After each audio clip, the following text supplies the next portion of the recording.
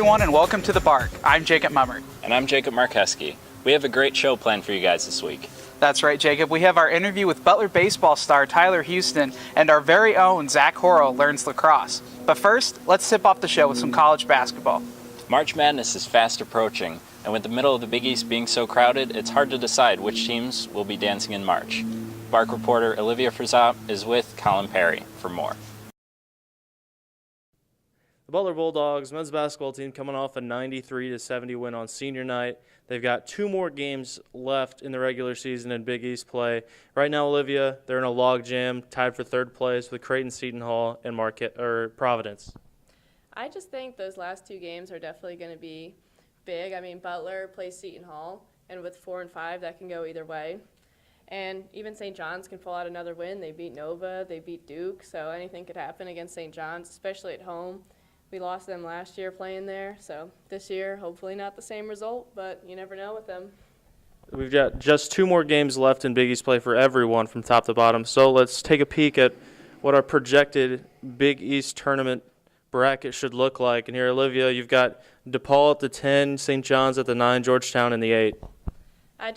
Again, St. John's can pull out anything. I think right now they're in their hot streak. They've been winning at least more than 3, so.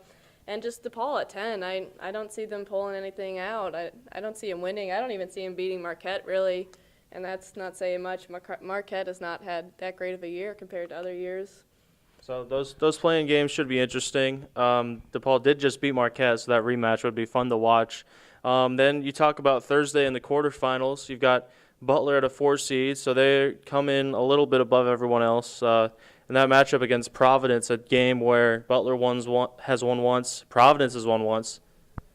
It's always a blood battle between Butler and Providence. I mean, again, we go back and forth, but we really need senior Keelan Martin to step up, and I think if we need to win that game, that Aaron Thompson really has to step up. He needs to shoot better, and same with Paul and Sean.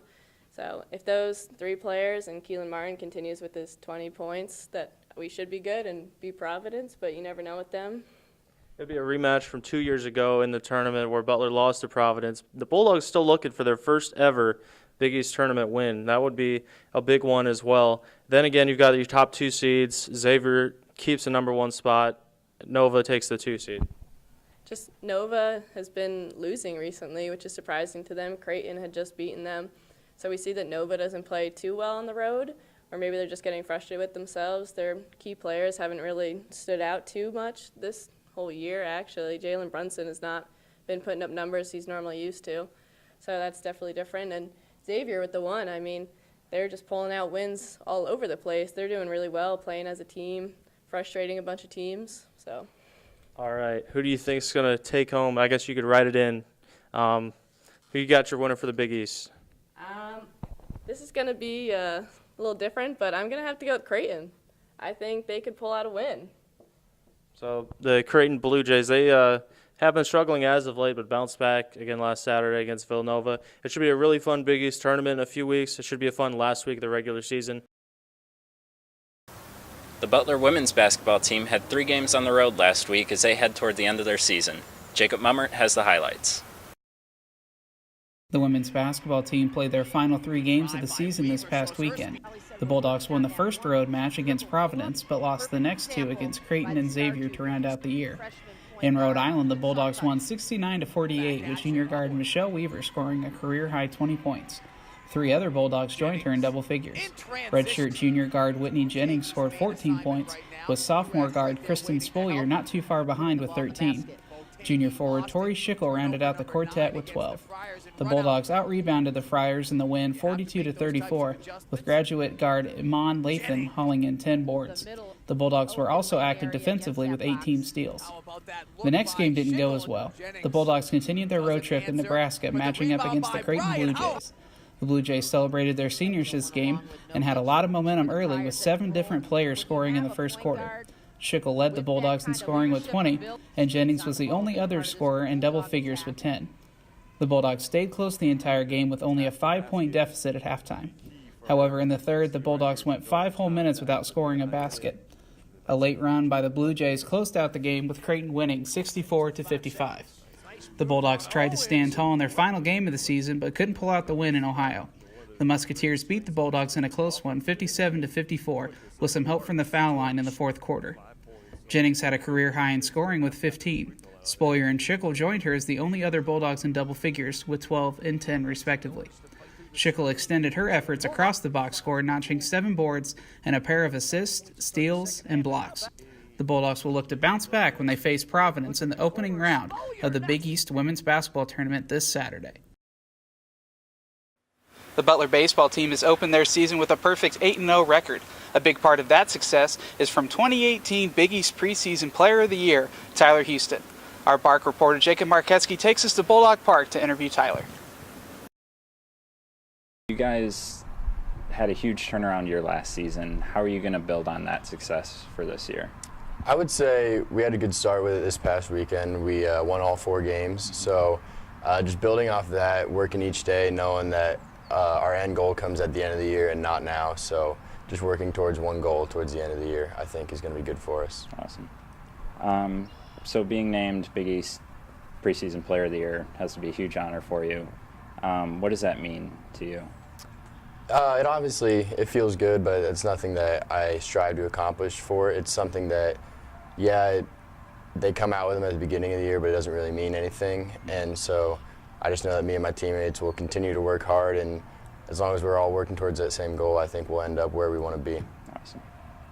Awesome. So tell me about your time in the Cape Cod League. How was that? Did you do it again this summer? I did not do it again this summer, but when I was out there, it was a great opportunity just to see the whole baseball world and kind of put everything into perspective for me. And I think it was probably one of the greatest experiences I ever had, not only for the baseball part, but for getting to see the East Coast and making some of my best friends that I'll have for my entire life. So I think that was a blast to get out there. What are some of the fun things you like to do with your teammates when you're on the road, like for these first few weeks of the season? Well, I like to play video games a lot, so I bring my video games along. But when we're not busy, a lot of the times it's just hanging out in each other's rooms, playing cards, doing things like that. Just stuff to get the chemistry better, hang out, get to know everybody a lot better, I think is really important. Absolutely. So as a senior on this team, how are you embracing that role, and how are you trying to kind of lead this team? I would just say knowing that everybody's watching. Me playing 4 years here, I think people kind of look to me towards Gary, and so I think that's important for us to kind of lead by example as well as be the vocal leaders when it's needed. But just being that example that they can look forward to and somebody to look up to for the next 4 years. Awesome. What are you going to take away from your time at Butler, both as a student and as an athlete? I would say the most important thing I'm going to take away is just being able to see opposite ends of the spectrum, because the first 2 years it was definitely a struggle for the team and for myself to go through that. But I think being able to see what it takes to turn things around and seeing culture changes go on and being a part of it, I think that's something that will help benefit me on and off the field for the rest of my life. It's often hard to recognize how difficult it is to play some sports when you're just watching from the stands.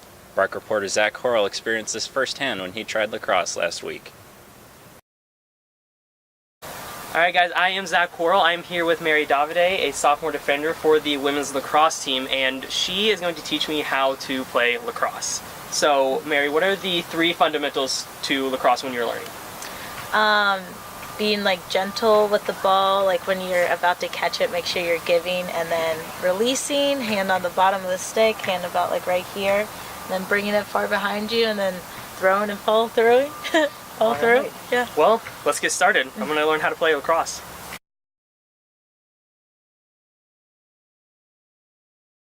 Actually, you can drop your hand a little lower here. Yeah, and then you face sideways, and then have this kind of farther behind, so right there. And then when you throw, you point at the direction, and then you'll fall through. So you'll bring it forward, and then yeah. So I'm back. So I face this way. Hands are back.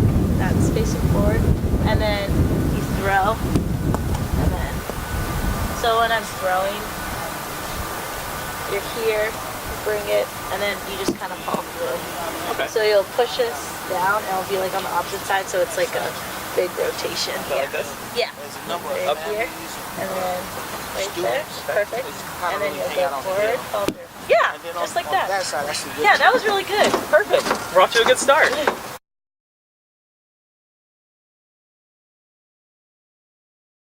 So when you toss it, you want to like bring it back. So you watch it and you like bring it back into your stick. Okay.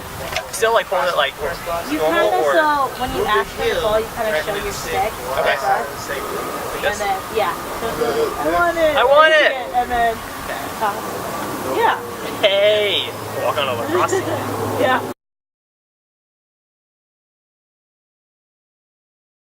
The whole part of the game is like cradling. Okay, so what would happen if you didn't cradle? You would kind of run like this, which is You wouldn't good. lose the ball though? I think you kind of would. You always realize no.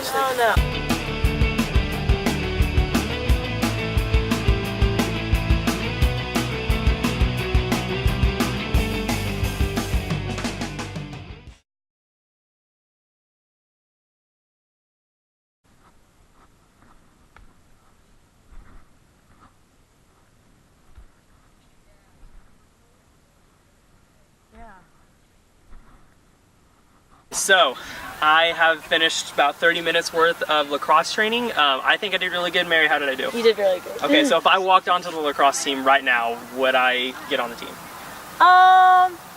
Maybe not. We're pretty quick. So I need to work. So I need to work on my speed And stick skills. and stick skills. But my catching was awesome. Yeah, your catching was really good. Okay, that's all I asked for. All right, thanks, Mary. Thank you. Many talented basketball players have played inside historic Hinkle Fieldhouse. Our Bark reporter Savannah Betcher takes us to Hinkle and talks about her top 3 Butler basketball players of all time. I'm inside of Hinkle Fieldhouse where I highlighted my top 3 Butler men's basketball players of all time. I guarantee you that if the Fieldhouse could talk, it would talk about these 3 players. My number 1 player is Gordon Hayward. Hayward now plays for the Boston Celtics under former Butler men's basketball coach Brad Stevens. Hayward was on the Butler team from 2008 to 2010. So far, but not in this one. Hayward for the first points, and it's a 3. The other end. Hayward kicks it inside, and beautiful shot on the... Gordon Hayward made a positive impact on Butler basketball while he was here and after he left. His abilities put Butler on the radar in the college and professional worlds. He also maintained a high free throw percentage at Butler and beyond. He helped lead Butler to their first ever national championship game, and he almost hit this shot. Butler has no timeouts. So they would hope that Zubek makes this. Not going to try. It's Hayward pulling it down, getting around Zubek at midcourt, launches the shot. Oh, it almost went in! Almost went in, and Duke is the king of the dance. Number 2 player is Matt Howard. Howard was on the roster from 2007 to 2011 and helped lead Butler to back-to-back national championship games. Offensively, you usually see that on defense. Let me tell you something. If you can force Wisconsin to turn the ball over, you can force... Matt Howard finds himself 4th on Butler's all-time leading scorer list. He was a lucrative scorer for Butler and finished his Butler career with 1,939 points. Since graduating from Butler, Howard has made stops in various basketball leagues around the world. His guys just could not score in the second half. They were stuck on 24 forever, and then the rainbow by Howard right there. Yeah, it looked like it was a laugher at that point. I mean, we're frankly barely paying attention to this game for a while. Kellen Dunham takes the number 3 spot on my top 3 list of all-time men's basketball players. Dunham played at Butler from 2012 to 2016. Butler. And Cameron Woods is in as well. Here's Dunham. And Dunham hits the jumper. Dunham now with 6. Kellen Dunham is one of few Butler players who played in both the Horizon League and the Big East. Dunham held an 84 free throw shooting percentage. He is 3rd on Butler's all-time scoring list with 1,946 points. Like Howard, Dunham has also made stops in various basketball leagues. Here's Dunham for 3. Got it. Yeah, just when the Bulldogs again. Dunham had the shot, passed it up, hits the three. That's all the time we have for this week. Be sure to tune in next week for our interview with Butler Baseball's Garrett Chrisman and a preview of the Big East men's basketball tournament. You're definitely not going to want to miss it. I'm Jacob Markeski. And I'm Jacob Mummer. Thanks for watching.